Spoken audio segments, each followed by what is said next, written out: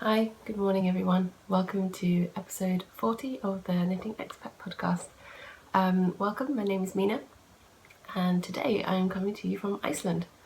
I'm actually in Iceland at the moment on holiday and I will explain more about that in a bit. Just wanted to say welcome to any new and returning viewers. Thank you so much for taking the time to either check me out or come back and hang out with me again. Today is Friday the 11th of December. And for those of you who are returning, realise that this is not my usual podcasting day. I usually film and upload on Mondays, but as I mentioned, I'm on holiday, so my schedule's a little bit up in the air at the moment. Although, having said that, this episode probably won't go live until Monday. At least that's my hope. If not, it will be maybe 1 or 2 days late, depending on how quickly I can get this uploaded. I am travelling all day Monday, so I'm hoping to have it posted before we leave Monday morning. Again, more about that later, I think. So my name is Mina. You can find me on Ravelry as Mina86, on Instagram as Mina Phillip. You can find the Ravelry group for the podcast at Knitting Expat Podcast on Ravelry. Show notes can be found at knittingexpat.wordpress.com.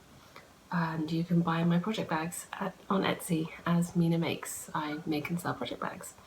At the moment the shop is empty until the new year, but you can go on and see the past bags that I have sold to get an idea of the sort of things that I do. I have links to all of these places where you can find me below the video on YouTube, on the blog, and in the Ravelry group. So wherever you're watching this, you should be able to find me in other places. Right, so apologies if I'm a little bit awkward today because this is the first time I'm filming with other people in the same building or apartment as me. We're staying in an apartment in Reykjavik. It's myself, Perry, and one of Perry's classmates from the MBA that he's doing, and she's with us as well on the trip. There are a few others who are joining us on the trip as well, but they're either coming in larger groups or they were coming at different times, so they've sorted out their own accommodation. Val was the only one who was coming for the same time period as we were, so we just decided to get a place together. Made more sense. And so they're both in the house at the moment, in the apartment. Perry is working in the kitchen, and I think Val is still asleep, as she said she was going to try and sleep a little bit longer this morning. But it's currently just before 9 a.m. It is still pretty dark outside. And so I have artificial lighting. I just have the one overhead light in the room on at the moment. I did have the 2 side lights on, but it was really making the colours go funny. So we'll see how this goes. Oh, and I'm wearing this is my Cables for Lara hat pattern, which I am wearing because I had my hair in braids last night when I went to sleep, and this morning I just couldn't be bothered to redo them, so I put a hat on my head. And so you get me with hat head. Or I guess without bed head, but with a hat on. Anyway, I'm going on. I just wanted to say a quick thank you to everyone who's reached out to me recently, sending me messages or just leaving me comments on Instagram and on Ravelry. Really appreciate hearing from you guys. And again, I'm really sorry if I've been slow to get back to you. I know there are a few messages on Ravelry that I still haven't responded to, but I am planning on getting to that very, very soon. I also wanted to say a massive thank you to everyone who's let me know that the yarn management video that I uploaded last week was useful for them, that they've appreciated it, and it's helped them get over their fear of tackling 2 at a time socks, or maybe they've had trouble trying 2 at a time socks before because of yarn tangles and stuff, and that it's helped them figure that out. So I'm so glad to hear that, and I really, really hope you guys can enjoy the process of 2 at a time sock knitting. I find it's really enjoyable. I find I don't worry about whether my socks match. It doesn't matter what I do at the end of the day. Even if I end up with my socks being a little bit short or whatever, I know they're going to be a perfect pair. They're not going to, as in they'll be matched in size, not necessarily in colours or whatever, depending on how you knit them up. But in that respect, that's what I really like about it, knitting 2 at a time socks. That, and you don't get second sock syndrome, which I know I would probably likely suffer from. So I've never knit socks 1 at a time, purely because I'm just like, no, don't want to run the risk. So Anyway, rant over. Thank you so much for those of you who've downloaded the pattern, who've watched the videos, and especially to those of you who've let me know that it's been useful to you. Right, so I guess we better jump right into this podcast. I'm drinking some tea. I don't actually know what this one is. It's a herbal tea. I believe it's German. That Maria gave me when we met in London a couple of weeks ago. I basically, all the teas that people sent me while I was in London, or gave me whilst I was in London, I brought with me on the trip, and I've been slowly drinking my way through them.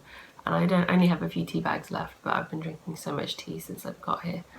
I've had at least like 3 or 4 cups of tea a day, which is way more than I normally do when I'm back in Bahrain. At Bahrain, I only really drink tea when it gets cold. I can't drink tea when it's too hot. I just don't fancy tea. So I've been drinking a lot of tea here, and it's been nice. Right, so I'm going to put this down. Sorry, the table's all the way over and back. And first up is finished objects. And my first finished objects, excuse the messiness because these have been worn, are my second pair of mismatched holly berry and cherry drop socks. So with this pair, I don't know how well you can see it on here, but I've added a garter detail on both sides. You'll see it better on the other sock. But this is my standard vanilla sock, 20 rows, 2x2 rib. I think I did about 70 rows on the leg, bishop's kiss heel, 60 rows on the foot, and then a rounded toe. And it's the same on the other sock, but you can see the garter detail there running down the leg. I only did it on the front of the leg as well. Someone asked me once why I don't do patterning on the back of my socks, on the back of the leg on my socks, and frankly it's partly out of laziness, partly out of the fact that I do the fishtips kiss heel, and the pattern recommends that you leave an inch in stockinette before you start the heel. It helps with the structure of the heel apparently, and I don't want to have to remember to do that. And and partly because if I've got a pattern on the front of the sock, I usually also want to see what the yarn looks like in stockinette, so I leave the back in plain. I don't know, it just appeals to me. That's how I've always knit my socks. The only socks that I do patterning on the front and back are the blueberry waffles. At least that's just how it's been.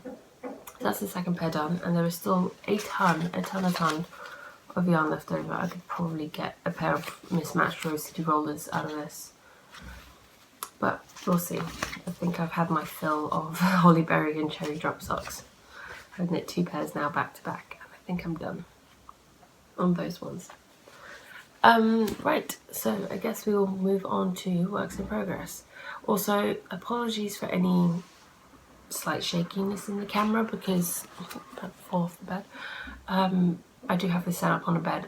My laptop is sat on top of 2 pillows with a book to stabilise it, and then my phone is perched on my laptop to hold it up. And I have my show notes on my screen behind the phone, so if I happen to look up or look over the phone, you'll know why. So what I end up having to do when I podcast while I'm travelling. Sorry about that. Right, works in progress. So first up, I will show you the Yuko shawl, which has had some progress done on it. And this is a shawl by Amanita. I haven't worked on it very much, to be honest. I worked on this on the flight over to Reykjavik, Iceland, and that's what it looks like. It's Yuko by Amanita on Ravelry. And so that was like a 3.5 hour flight, so I didn't really get all that much done. And I am knitting this, I'll show you the yarn first. I am knitting this out of Isiga or Isiga. I can't remember which is the right way to pronounce it. Isiga alpaca. This is their lace weight alpaca. It's 100% alpaca yarn, 50 grams is 400 meters. So I have 3 50-gram balls. I'm done with colour A. Still quite a bit of it left. I am on colour B, and then this will be colour C at the end. And I unravel this, I can show you what it looks like. Oh, that's the back wrong side. So last time I showed it to you, I just finished the stripes section. Don't know how well you can see that. And then now I am on this stockinette eyelet section, which I remember saying last time I wasn't sure how I was going to do it, but I just did it as written in the pattern, and it is showing up okay. I mean, the fabric is pretty holey, but the eyelets are showing up. You can see them. So I think I'm going to carry on like that. And yeah, so I've done about 20 rows in this section since the last time we spoke. And yeah, I don't think I'm going to get much more done on this before we leave. This may actually end up being one of the things I take on the plane with me back to Bahrain, because it's on needles that I know can get through security without any trouble. But having said that, I did take my hollyberry socks. Sorry. I did take my hollyberry socks on the plane to Iceland, and those were on my high sharps. We flew out of Heathrow, so I was a little bit concerned that they might not let me through. And in all honesty, I just forgot to put them in my suitcase. Sorry, I just need to grab my tea. In all honesty, I forgot to put them in my suitcase, and then as we were going through security, I remembered, and I got a little bit nervous, but it wasn't a problem. So it should be fine if I take a pair of socks on my way back as well. But my second work in progress is, and the Yuko shawl, I'm sorry, I'm knitting those on 3.5mm needles, which is a nice 4. For my second work in progress is my design shawl. It's a design project that I'm working on, and the yarn for this is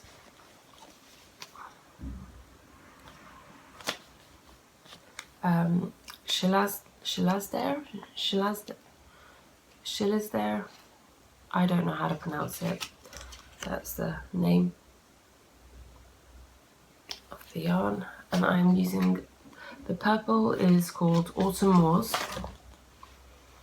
which is this colour. Then the cream is a natural undyed called Fleece Cloud. I believe this is undyed. And then the last colour I'm using is a green, and this one is called Juniper. Those are the yarns. And this is the shawl. And I'm currently on the lace section, as you can probably tell from all the different stitch markers on here. And oh my god, my voice. I am so sorry. I've barely spoken since I woke up this morning before I started filming. But you can see where I am. I'm quite far along. Last time I showed it to you, I was about here. I was a few rows away from starting the lace. And since then I have started the lace, and you can see it's this kind of almost like zigzaggy effect. There you go, you can see it better there. And I'm almost done. I think I probably just need to finish the repeat that I am on, and then it's time for a bind off, probably, because that's all the yarn that I have left. I'm not entirely sure how much further I'll get, but I'll see. I'll probably just do one more repeat and then a finishing bit before bind off. So that, I'm hoping to have this finished before we get back from Iceland. But I think, if you remember me mentioning last week, I was worried about bleeding because the purple was really rubbing off on my hands. But even worse than the purple is the green. Like, the green was seriously, it was staining my hands, and my entire hand was going like this really dark green colour. And a couple of people commented saying yes, that this does bleed quite badly. But a couple of people had commented saying they'd only experienced it with single colour garments, like not a multicoloured project. And because I've got such a dark colour contrasted against the cream, I don't think I'm going to wet block this. I don't think I'm going to soak this. Even with vinegar, I'm too worried, because even as is, without having been blocked or wetted at all, you're not going to see this on camera. I don't know how well, I don't think you'll pick it up. But in person, it does look in places that the purple is rubbing off on the cream already, and that's like without this having been soaked or being anywhere near water. So I think at most, and it is a garter stitch shawl, so it won't need aggressive blocking because it won't be curling or anything. So I think at most what I will probably do is pin it out into the dimensions I want, and then I might steam it. I think that might be my best bet for this one, because I don't think wet blocking this is going to give me a very good result. I think I may end up ruining it if I wet block it, and I don't want to do that. So in an attempt to avoid ruining the shawl, all the hard work that I've put into it, I'm going to steam it and see how that goes. Because like I said, it is garter stitch, so which was another point of this design. Like I mentioned before, this design is going to be intended as a beginner's lace project. As you know, if you're a first-time lace knitter and you want to try something that stretches you a little bit but isn't too intimidating. It's a very simple lace. I am going to tweak the edging, like the lace section, a little bit, because it's not the side sections aren't quite how I like it, so I'm going to tweak it for the final pattern. But it's going to be a beginner's lace project. It's going to be super simple to follow, and it's going to be and that was another reason for it to be garter stitch, was that I know a lot of beginners with lace are a little bit intimidated by the idea of blocking. So with it being in garter stitch, blocking is a minimum requirement.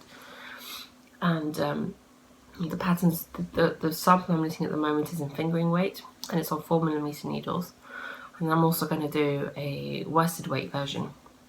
Again, for those who are beginners and they don't necessarily want to work with fingering weight, or they're more comfortable with worsted weight yarns. I've not done a worsted weight pattern before, so I thought that would be an interesting thing to explore. And I think I have the perfect yarn at home waiting for me to be turned into that shawl.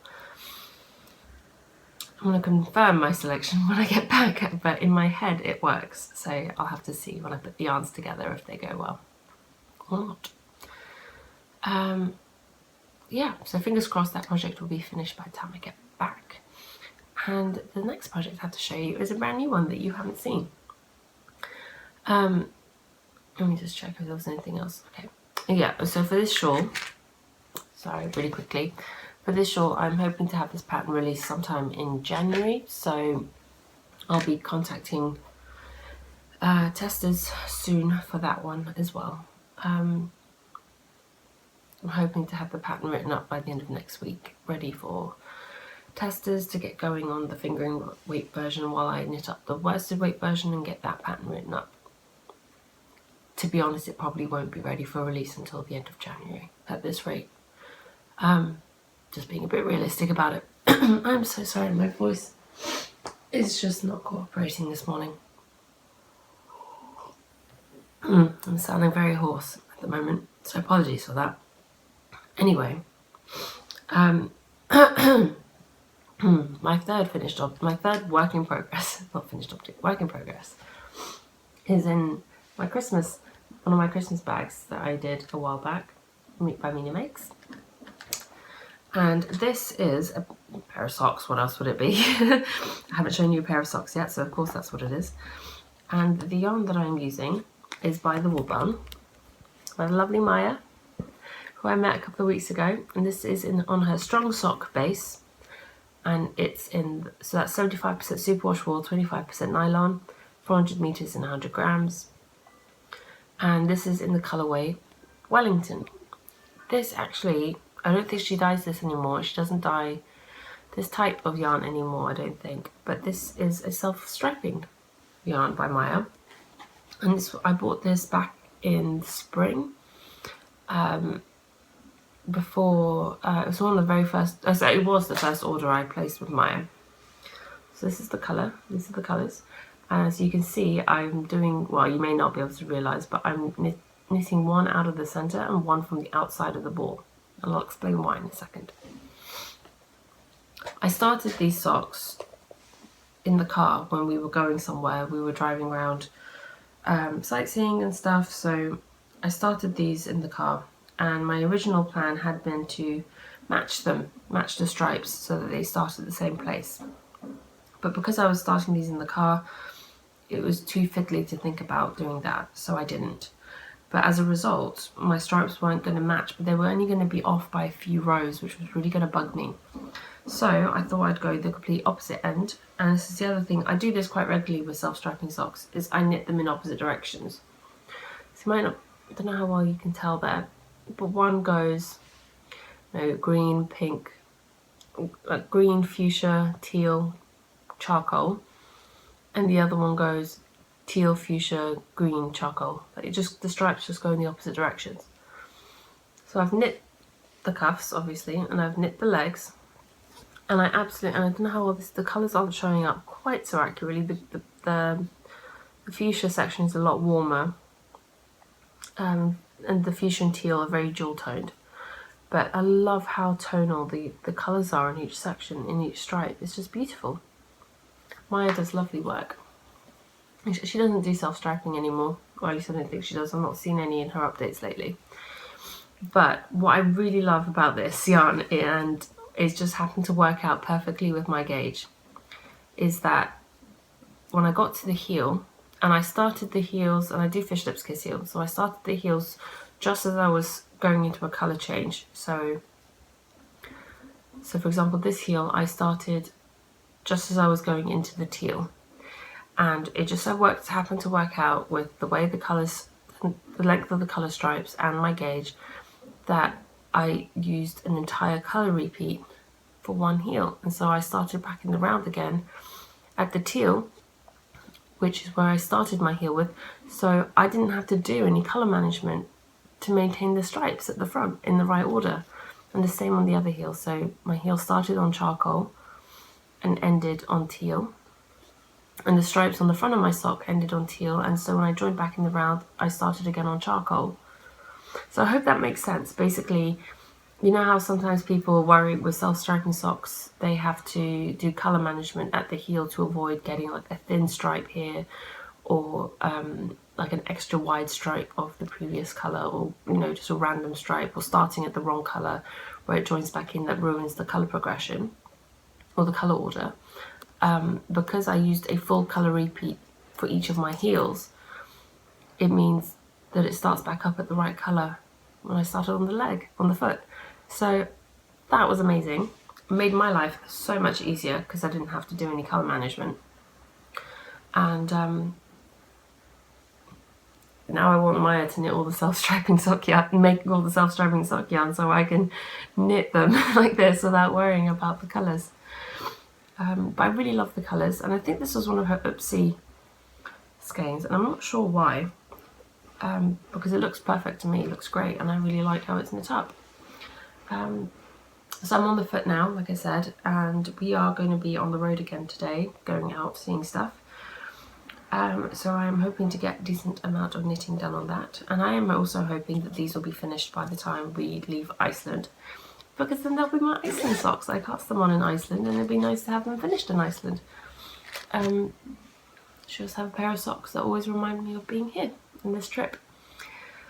So those are being knit on 2.25mm high sharps. That's the US one, and again using my standard 2 at a time cuff down vanilla sock pattern, which is available as a free download on Ravelry.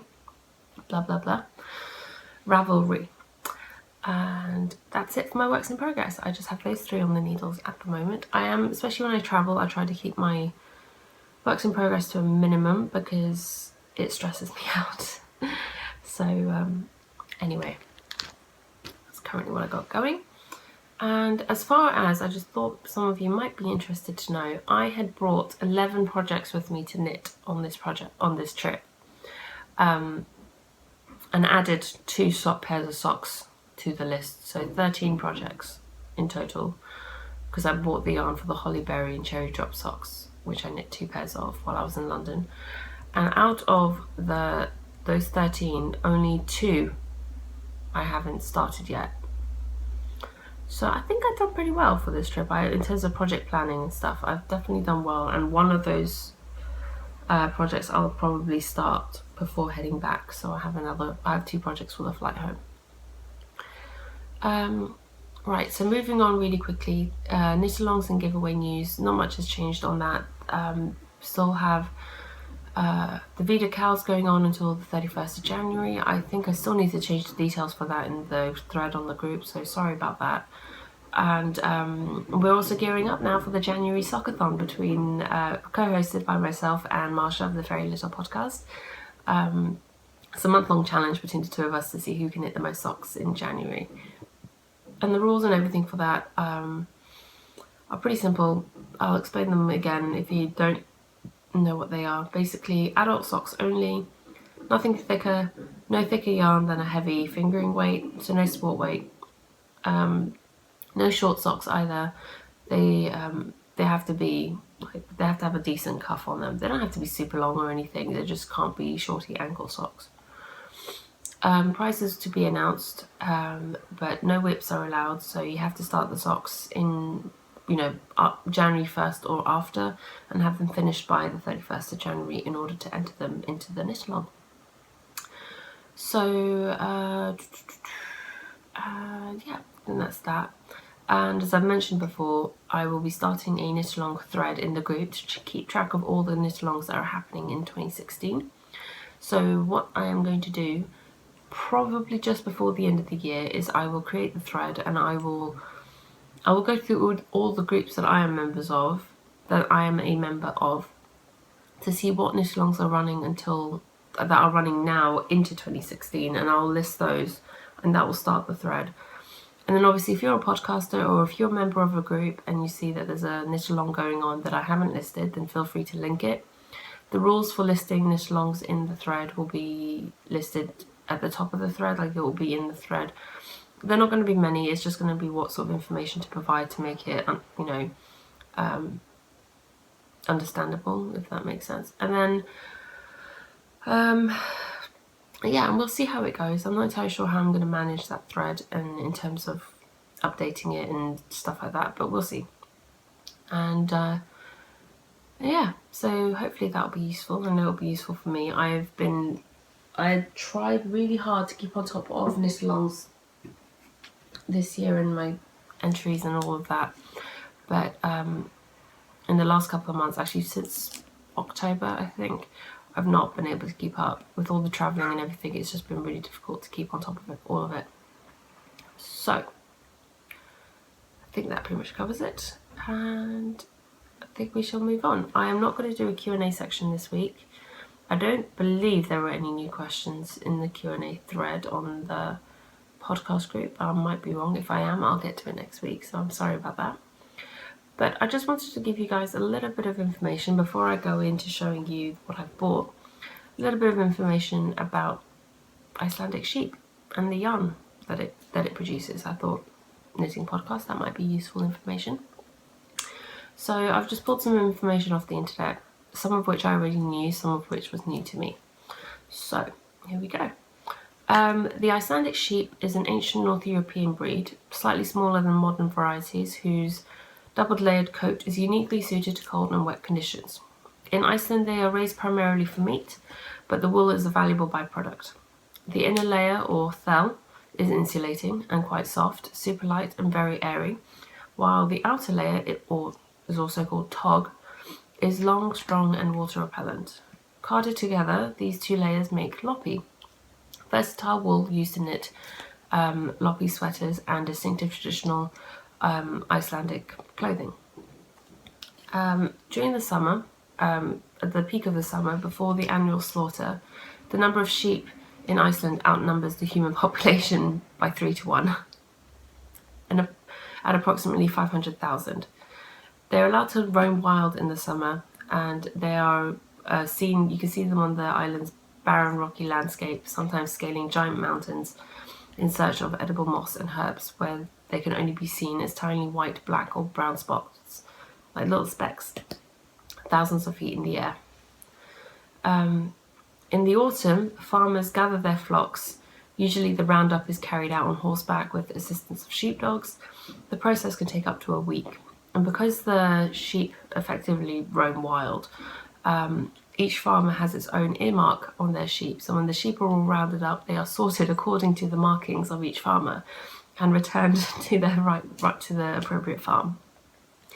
And apparently it is quite a sight to see. Wool from the spring shearing is coarse and generally suitable only to be made into carpets, while the prized loppy wool comes from the autumn shearing. So Icelandic sheep are sheared twice a year. The country only has one industrial spinning mill, which is Istex. This is co-owned by a cooperative comprised of 1,800 sheep farmers. From about 1,000 tons of raw pelts, so raw fleeces, the mill produces about 454 tons of hand knitting and felting wool. About 60% of this wool is sold domestically in Iceland, and the rest is exported. So I thought that was pretty awesome, and the fact that 60% of the yarn that they produce is used within the country or sold within the country, and I think that's pretty amazing. Considering their population isn't really that large. I believe the population of Iceland is somewhere around 300,000 people. So that's a lot of yarn for such a small population. But I thought that was quite cool. Right, I'm just going to stop the recording here and then come back with the acquisitions. Right, sorry about that. Back now with acquisitions. The first thing I want to show you is like my favourite thing that I've bought, to be honest, but it's not even for me. So when I sort of posted on Instagram that we were coming to Iceland a while back, probably about a month ago, one of my really good friends, he got in touch with me, and he said that he came to Iceland last year and he really regretted not buying a sweater, one of the loppy sweaters that they make and sell here. And he asked if I would mind buying one for him and mailing it to him. He's in Europe at the moment. I believe he's in Belgium at the moment.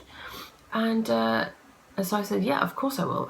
Absolutely, because there's no way I could ever justify buying one for myself when it would just sit in a cupboard and I'd never wear it, which is such a shame for something so beautiful. But he at least will get some wear out of it. So I said, of course I will. And I went to the Hand Knitting Association of Iceland, and this is, there it is, the Hand Knitting Association of Iceland, and that's their logo on the back. You just Google the Hand Knitting Association of Iceland, get to their website, and they have quite a bit of information on there.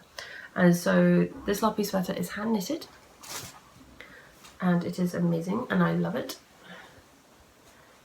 Originally he said he wanted something in like the neutral colours, like the greys and creams and stuff, and then he changed his mind and decided he wanted something that was blue. So this is actually a really dark navy blue. I love it. And this was the style that he liked, the pattern they liked, and it is beautiful. And this is the small size. This is the men's small. So the men's small is a little bit longer in the body and the arms than the ladies. And just check out the floats on this.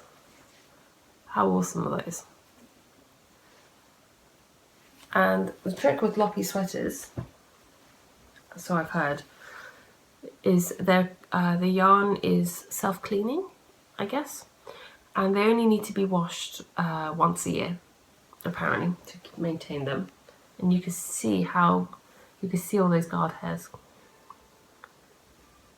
You see all that? It's just crazy fuzzy. It is super, super warm. I see a lot of people when it's so cold outside, those Icelandic people who wear the loppy sweaters, they wear this and they don't actually need to wear a coat on top of it because it is so warm. And it is meant to be an outer layer. It is incredibly scratchy otherwise. It's definitely not for those who are very sensitive skin. But like I said, it's intended to be an outer layer, so you would be wearing stuff underneath it. It's got a, that's cool, it's got a turned hem and the turned collar. So it's ribbed, but it's turned in and sewed down on the inside. But yes, I really like it, and I'm so glad I got to buy one for him. Because like I said, there's no way I'd buy one for myself. But so that was one of my favourite purchases. And it's not even for me. How sad is that? I did buy yarn, I did buy some other things, but I'm just going to show you a couple of little things that I got. So other than the Hand Knitting Association of Iceland and their store, there is another shop in Reykjavik and I cannot for the life of me figure out how to pronounce the name. It begins with an S, and I don't even have the... They didn't give me a bag with the name on it, so I can't even show it to you, but it was like Storks Man something. I will, if I remember, link it in the show notes. But I likely won't remember it. So there is another one. There's only the Hand Knitting Association of Iceland and this other one, which are on the main high street in downtown Reykjavik. There are a few other yarn shops around, but they're not in like the main city, the main shopping streets. But the things that I picked up from that one were some Knit Pro knit blockers, because ironically this was the only thing there that I found which was cheaper than buying it in the UK or the US. They actually, this other shop had a lot of international brands. They had Debbie Bliss, they had Rowan, they had Malabrigo, they even had Lorna's Laces and Brooklyn Tweed, Shelter, Loft, Quarry. They had all the different, they had Shoppable, they had Regia, they had Noro, Arcania. They had lots of, they had Manos. Basically, they have all the international big brands. But they are all incredibly marked up. They're a lot more expensive than buying them in the US or UK for obvious reasons, because they are imported.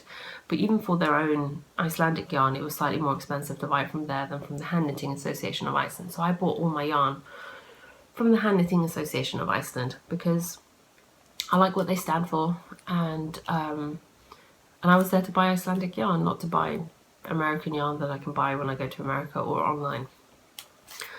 So I picked up Knit Pro knit blockers because they were good value and I really wanted to try them out. I also got some really cool buttons. So I picked up 7 of these buttons.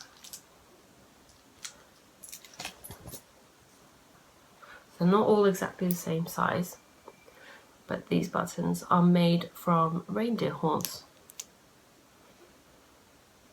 which I thought were pretty awesome. Sorry about the crazy lighting changes in the background every time I hold one of these up. So they're all slightly different, they're not exactly the same. But these are going to go onto a sweater that I make at some point.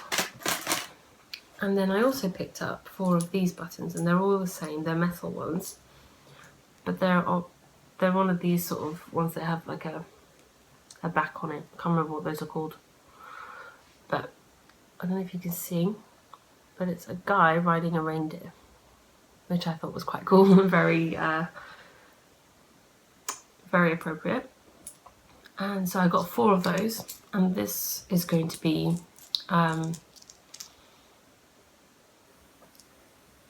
part of a giveaway soon. I'll talk more about in a bit. Right, so the yarn that I bought, let me just tip this out so it's not rustling too much. Okay, so the yarn that I bought a whole bunch of camp yarn. It's this yarn, camp yarn, which is Icelandic merino, effectively. This is the softest Icelandic yarn you will find. And this is the same yarn that I used to knit my Marco Polo cardigan.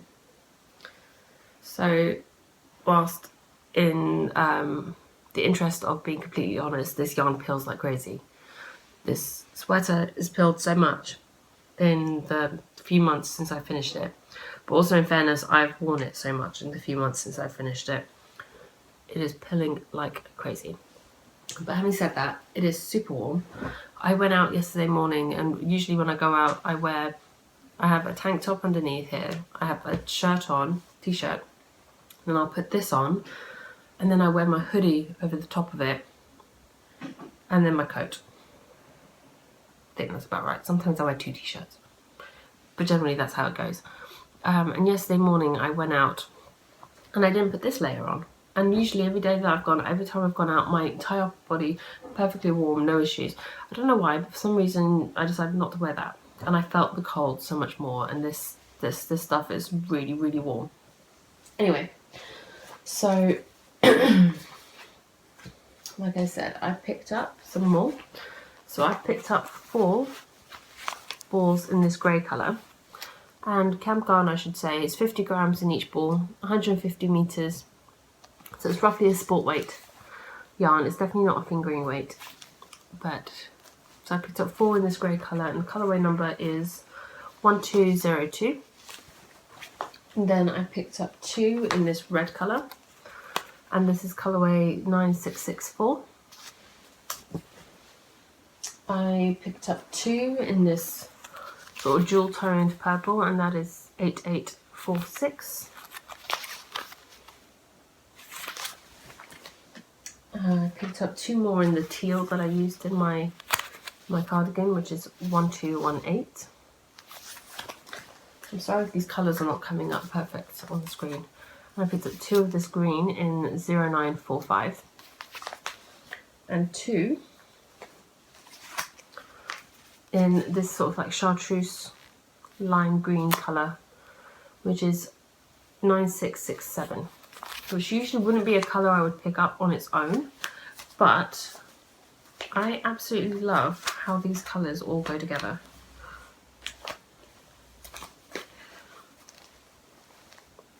I really like that matching.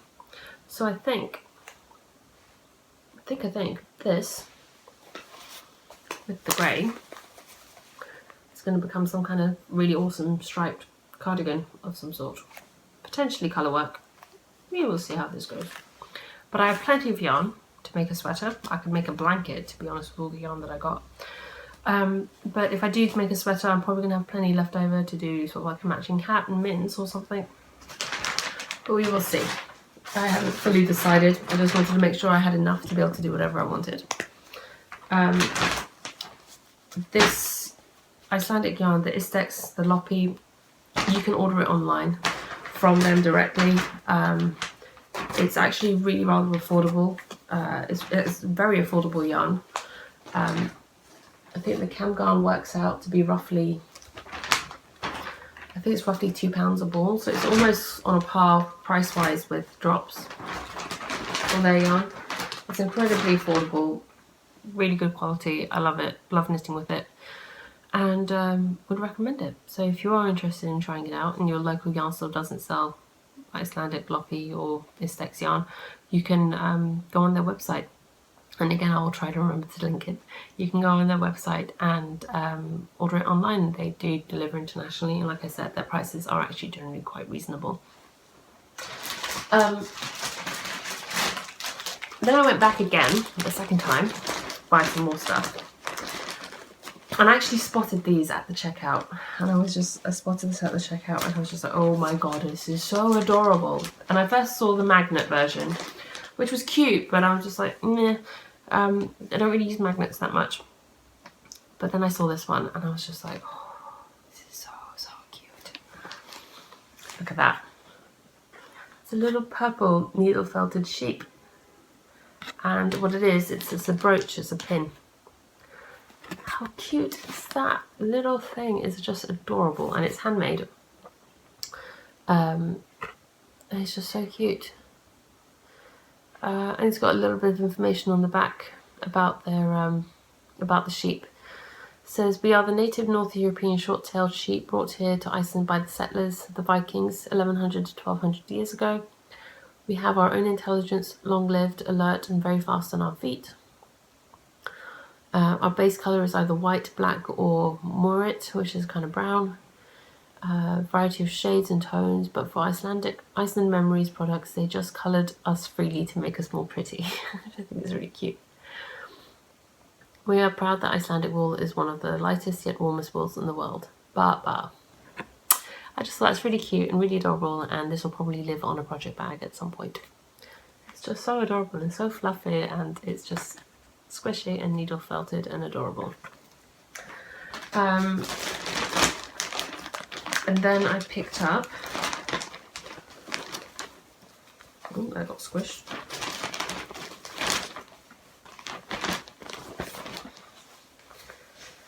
These 4 colours of Let Loppy, which is their worsted weight I believe. And so yeah, it's worsted weight, so it's 50 grams is 100 meters. And I'll give you one guess what this is going to be. You've probably all guessed it. It's going to be the bubble hat, or bubble hat, as they say. This hat has been so popular right now, and I just knew I had to buy the Icelandic yarn to make it. I thought that was fun. And then I also picked up 2 skeins of this purple.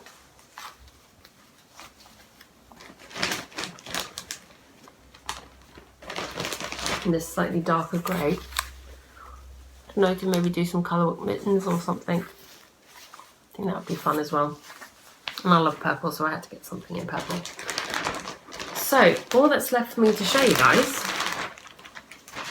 is the giveaway prize. So I showed you the buttons earlier. Those 4 metal buttons with the guy riding a reindeer.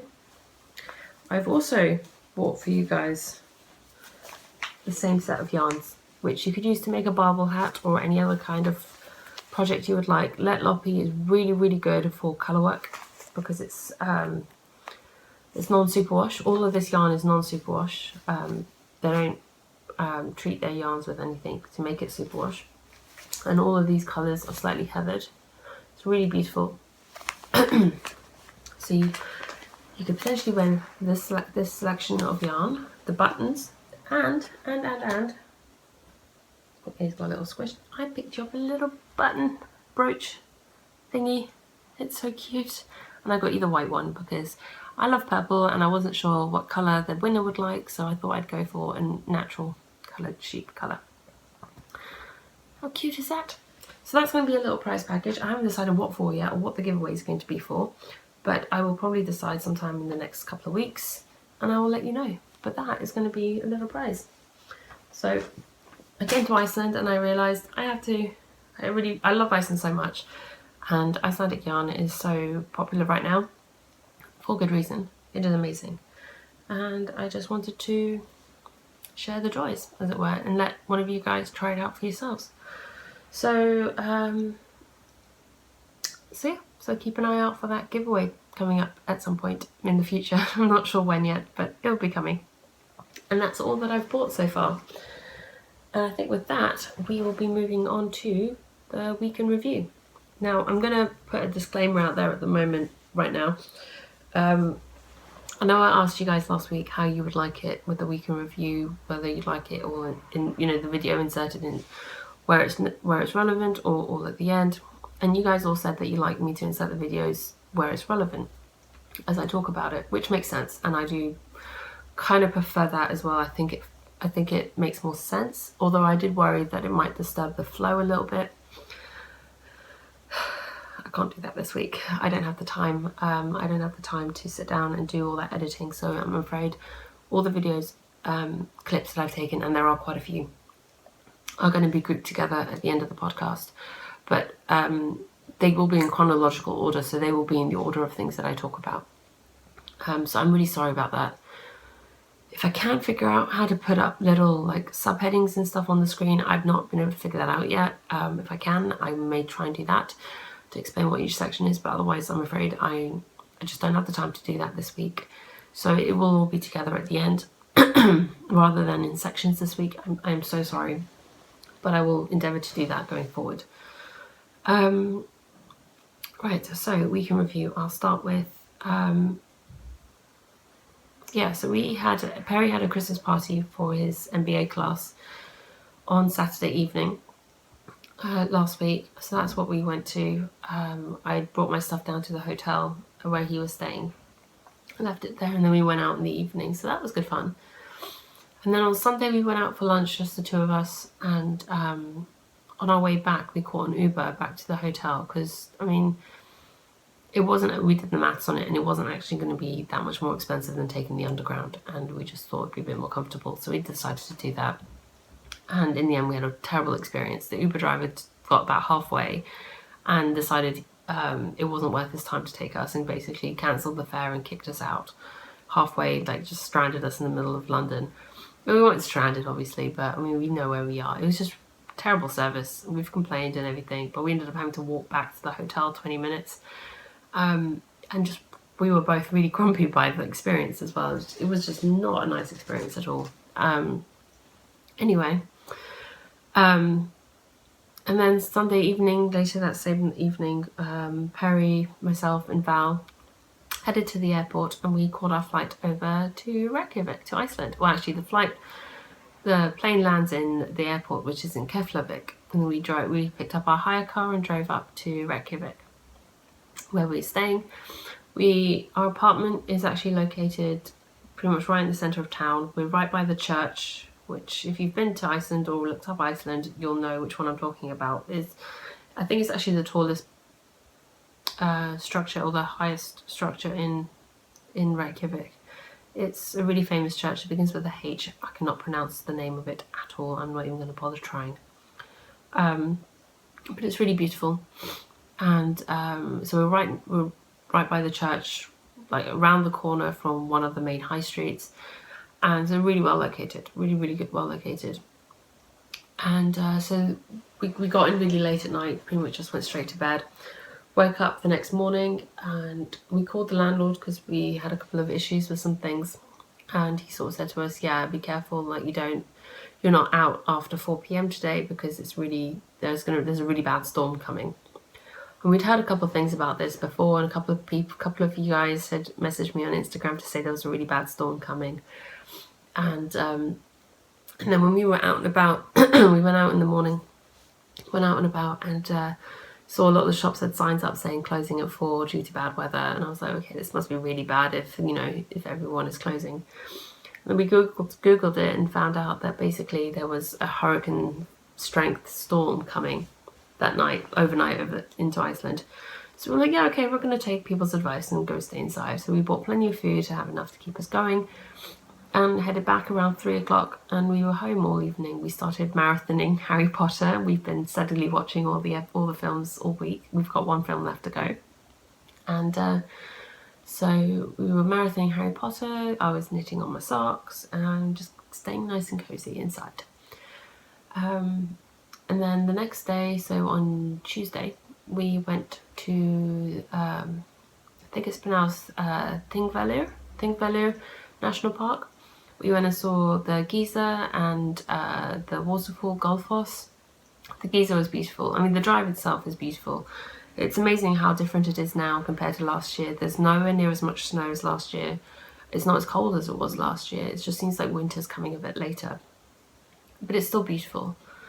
And the geyser was lovely. We got to see it go off a couple of times. I only just about managed to catch it on video the second time. And the waterfall was just amazing. But the weather that day was absolutely horrendous. It was cold, grey, rainy. And by the end of the day, when we got to the waterfall, it was practically raining ice. There was a point, I had my face wrapped. I had my shawl wrapped right up to my eyes. I had my viage wrapped right up to my eyes here. My hat pulled all the way down. So literally all that you could see was like that as I was walking along. And I was saying to Perry, I was just like, it's just, the ice is just still stabbing me in my eyes. It was not fun, but it was beautiful and worth going to see. Just didn't like almost being blinded by ice in the process. Anyway, so by the time we got home, we were absolutely soaked through. I mean, my top half was fine because my jacket was waterproof, but my trousers weren't, so I was soaked on the bottom. And so we just got home and we're like, no, we did not have any energy to go out tonight for dinner, so we just stayed in. And I think Perry and I went out. Did we even go out to get anything, or did we have, I can't remember now. I think we already had food in or something. We just did not go out. And then on Wednesday, we drove down to the south coast.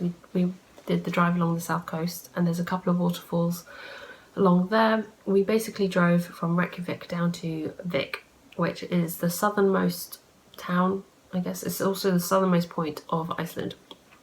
And so, like I said, there were a couple of waterfalls along the way that we stopped at. Again, I can't remember the names of them. And we drove past the glaciers, and there's one really beautiful glacier there, which is also where that volcano erupted back in 2010. The one beginning with E that no one can pronounce.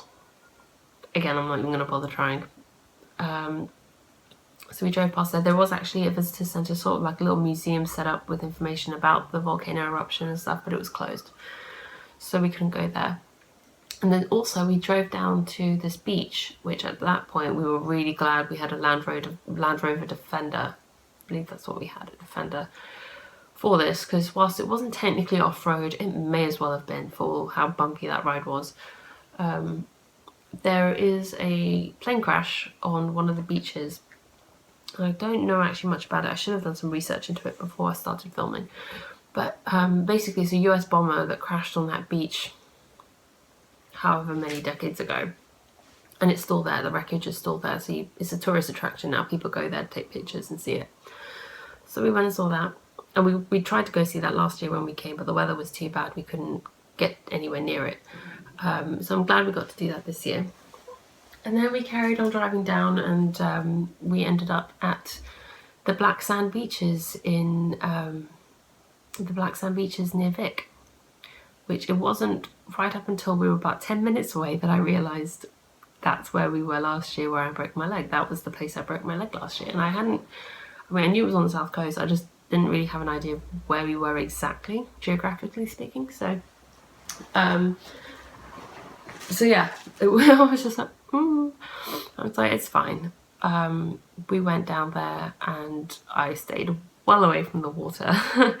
I just sort of stood, took a couple of pictures, and was like, right, okay, I'm done now. I don't want to go anywhere near that water anymore. It's not for me. But it was fine. Obviously I didn't fall over, didn't break any bones this time. All good. And we ended up driving into Vic itself, at the actual little town, and I'd found a place online, a restaurant that came pretty highly recommended, and so we stopped there and had some lunch, which was really good. I mean, it was quite a late lunch, it was about 3 o'clock by the time we sat down to eat, but it was good food and we enjoyed it. And then then we headed back. It was about a 3-hour drive back to Reykjavik, and by the time we got back we were pretty knackered. Again, didn't really have any energy to go out. I think Perry and I popped out to pick up some food, and that was about it. And then yesterday morning,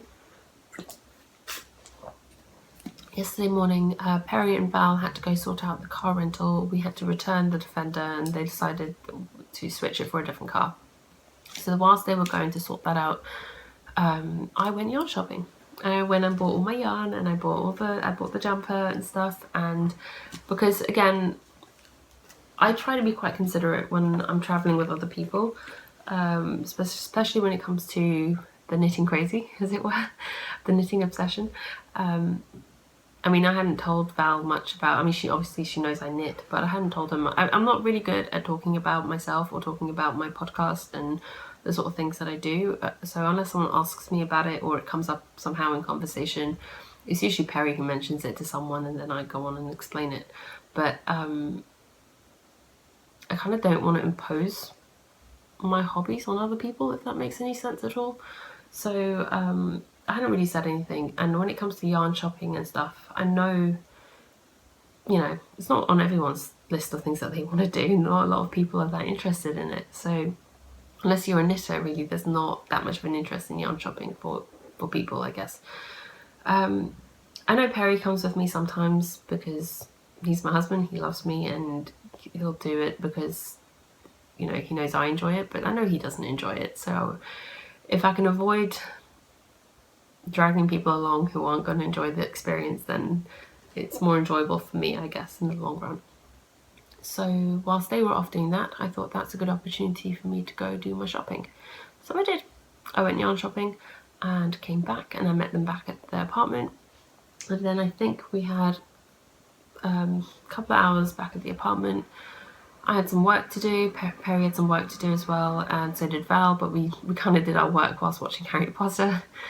And then we headed out in the afternoon, and we headed out for lunch first, and we had the most amazing lunch at an Icelandic bar. It's actually called the Icelandic Bar in Reykjavik. So if you're coming here and you want somewhere to go for food, go to the Icelandic Bar. It's on Google Maps, look it up, it is amazing. They have a reindeer burger that is just gorgeous. It is the best burger I have had in a very long time. Super tasty.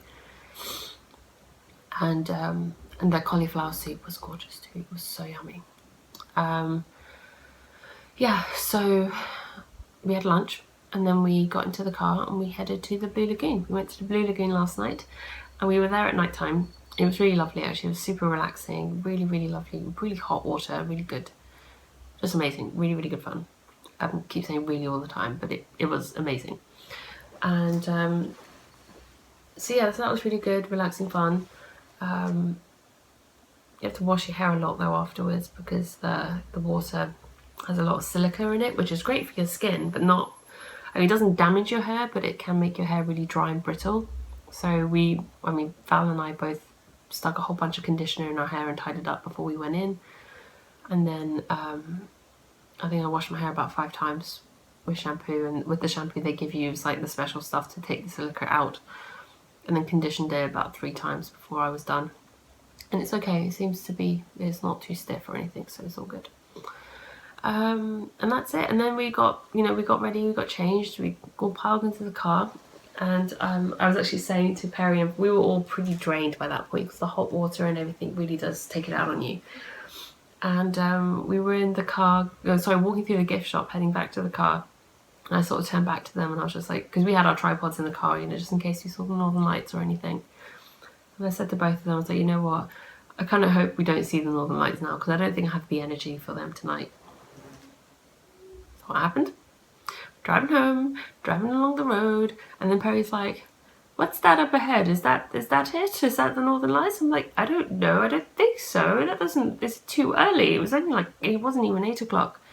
I was like, it's way too early for the Northern Lights. They don't come out this soon. You don't see them this early. And he was like, no, but I think that's them. So I took out my camera and I took a picture because it was a little bit too indistinct. We weren't sure if it was or wasn't. So usually the best way to tell is to take a picture. So I set my camera up, took a picture, lo and behold, bright green, it's the Northern Lights. So pull over, grab out the tripod, very quickly try and get everything set up. Because at that point, suddenly you wake up. Apparently when the Northern Lights appear, you suddenly have energy for them. So it wasn't the best display of the lights. We weren't in the best place either for it, to be perfectly honest. We were basically in between Reykjavik and Keflavik. Reykjavik is the capital city and Keflavik is the second largest city because it's right by the airport. There's just too much. We was too close to the ambient light. There was a lot of orange glow in the pictures, but you were getting the green as well. So we managed to get a few pictures of the Northern Lights before they disappeared. And so that was good fun. But like I said, it wasn't the most impressive display. It was quite a weak display. I think the rating was about a 2 or a 3. But I was still really happy that we got to see them, which was really good fun and totally unexpected. And it was the perfect way to round out a pretty awesome day. And thanks to Perry for actually paying attention and noticing them, because I don't think we'd have noticed it otherwise. So that was really good fun. And that pretty much sums up this last week, really briefly. Like I said, I have videos for most of what I've just talked about that I'm going to cobble together into some sort of cohesive thing for you guys at the end. Today we are heading back after I finish filming this, we're going to head back into Thingvellir National Park, and there's a couple of other things to see there that we're going to go see. So if I take videos of that, I'm going to try and plop that in at the end as well. And then tomorrow morning, there's a Christmas market this weekend in Reykjavik, so tomorrow morning we're going to go and check that out. And again, if I take any video there, I'll try and add that in at the end. And then tomorrow afternoon, Perry and I fly back to London, and we have one night in London at my parents' before we fly out again on Sunday to head back to Bahrain. So all in all, that pretty much wraps up everything, I guess. That wraps up this week and what we're planning for the next couple of days. And so yeah, so thank you so much for taking the time to join me today. I really appreciate it. If you have any questions for me, then please let me know. I look forward to hearing from you guys in the comment section on the Ravelry group. So thanks again for taking time to join me today, and happy knitting. Bye.